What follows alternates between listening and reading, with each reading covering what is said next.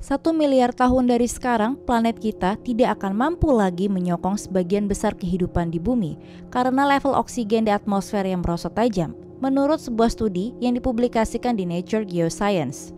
Hal ini dikarenakan adanya peningkatan energi sinar matahari yang akan menaikkan suhu permukaan bumi dan mengurangi fotosintesis.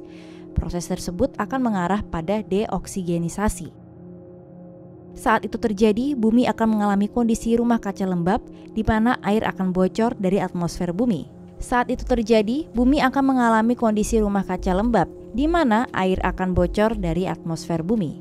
Studi juga menemukan bahwa proses deoksigenisasi akan membuat atmosfer bumi kembali ke kondisi awal bumi di mana bumi memiliki atmosfer yang kaya akan metana. Melansir dari The Conversation, tim peneliti dari Jepang dan Amerika Serikat membuat simulasi komputer yang memodelkan kondisi evolusi bumi di masa depan, lengkap dengan siklus karbon, oksigen, fosfor, dan belerang di permukaan bumi.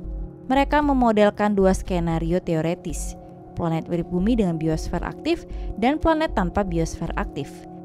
Menariknya, kedua skenario tersebut menghasilkan hasil yang sangat mirip. Kadar oksigen mulai turun drastis sekitar 1 miliar tahun mendatang. Penemuan ini menunjukkan bahwa meskipun penurunan tingkat karbon dioksida dan fotosintesis tanaman memang mempengaruhi tingkat oksigen, efek dari proses ini adalah sekunder dari interaksi jangka panjang antara kondisi permukaan bumi. Para penulis studi menyimpulkan bahwa atmosfer bumi mungkin hanya akan bertahan sekitar 1,08 miliar tahun lagi. Oksigen sendiri baru mulai terakumulasi di atmosfer bumi sekitar 2,5 miliar tahun yang lalu selama peristiwa oksidasi besar terjadi. Selama periode itu, cyanobacteria yang hidup di lautan bumi mulai memproduksi oksigen dalam jumlah besar melalui fotosintesis, menyebabkan perubahan radikal di atmosfer. Masuknya oksigen ini dianggap telah membuka jalan untuk mendukung kehidupan multisel, sekaligus menyebabkan kepunahan massal bakteri anaerob.